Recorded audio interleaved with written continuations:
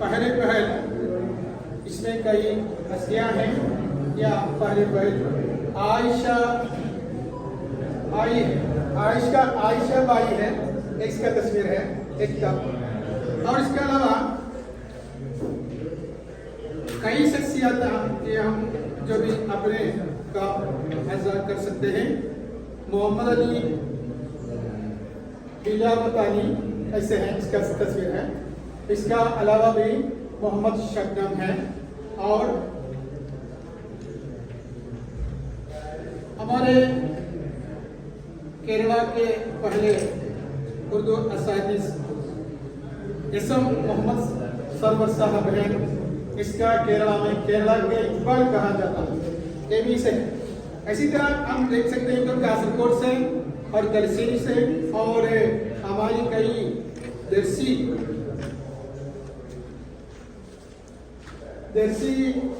महफिल में उर्दू की जो भी इशारत की है। इसके अलावा बहुत ज्यादा शख्सियतों ने अपने उर्दू का महबूब पट्टा महबूब साहब, यूसुफ अली कोकिन और प्रोफेसर मोहम्मद मोहसिन शुक्र, मीर अहमद अली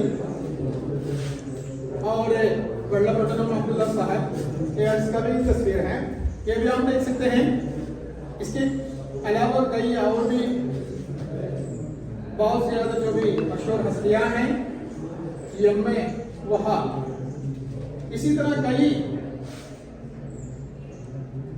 रहनुमाओं ने, ज़बानी रहनुमाओं ने इसी तरह जो भी हमारे केरला रियासत केरला में उर्दू की इशाअत के लिए बहुत मतलब कोशिश कर सकती हैं। तो भी हम इस मौके पर हम गौर करने की बात यह है कि हम बच्चों के दिल में उर्दू की जो भी झलक जलाने की कोशिश करते हैं, क्योंकि हम भी उर्दू के असातिज़े और हम उर्दू की असातिज़े के लिए जो भी इस किताब का जो भी कीमत 180 ये 2016 में शायद हुई। तो इसके अलावा हमारे उर्दू की इशाअत के लिए और भी एक किताब है, एक बाइबिल है। 1984 രചിച്ച ഭാരത ബൈബിൾ കൗൺസിൽ അംഗീകരിച്ച ഒരു പുസ്തകമാണ് ബൈബിളാണ്. അപ്പൊ ഇന്ത്യയിൽ കഴിഞ്ഞതിന് ശേഷം ഇഞ്ചിയിലാണ് നമ്മൾ പറയുന്നത്, നമ്മൾ വിശ്വസിക്കുന്നതിലും ഉള്ള ഒറിജിനൽ പിന്നെ ഇഞ്ചിയിലാണ് നമ്മളെ ആധികാരികമായിട്ട് ക്രിസ്തുവിന്റെ ആദർശങ്ങളായി കണ്ടത്. പക്ഷേ കാര്യങ്ങൾക്ക് 84 ശേഷം ഇത് വീണ്ടും പരിവർത്തനം ചെയ്യപ്പെടുകയാണ്. പുതിയ നിയമങ്ങളും പഴയ നിയമങ്ങളും. പഴയ നിയമങ്ങളാണ് ഒറിജിനൽ ഇഞ്ചിൽ എന്ന് പറയുന്നത്. പിന്നെ അതിന് പരിഷ്കരിച്ചുണ്ടാക്കിയ മേഖലയാണ് 84 ശേഷം ഇതേപോലെയുള്ള നമ്മുടെ വിദ്യാപ്രസാധകര് ഭാരതി ബൈബിൾ സൊസൈറ്റി യാണത് പ്രസിദ്ധീകരിക്കുന്നത്. അതിനുശേഷമാണ് നമ്മളിപ്പോ ഖുർആനെ നമുക്ക് ഒരിക്കലും എന്താണ് 314 പിന്നെ സൂറത്തുകളുടെ വിശദീകരണം ചെയ്യപ്പെടുന്ന പോലെ അതൊരിക്കലും നമുക്ക് മാറ്റി വരുത്താൻ പറ്റില്ല. അൽഹംദുലില്ലാഹി റബ്ബിൽ ആലമീൻ എല്ലാവരും അതിനാണ് പറയുന്നത്, മാറ്റില്ല, കാഴ്ചപ്പാടിൽ വ്യത്യാസമല്ല. പക്ഷെ എന്താണ് ഇപ്പോ പിന്നെ ബൈബിളിൽ എന്ന് പറഞ്ഞാൽ പുതിയ കാലത്തിനനുസരിച്ചുള്ള മാറ്റങ്ങൾ വരുത്താൻ കഴിയും. ഞാൻ പറഞ്ഞുകൊണ്ട് വരുന്നത് ഇതിനൊക്കെ നമുക്ക് ഉറുദുവിന്റെ സഹായം മറ്റുള്ളവരിലേക്ക് മീഡിയാസിലേക്ക് എത്തിക്കാൻ വേണ്ടിയിട്ട് ഇതിന്റെ സഹായം ഉറുദുവിലൂടെയാണ് നടന്നുകൊണ്ടിരിക്കുന്നത്.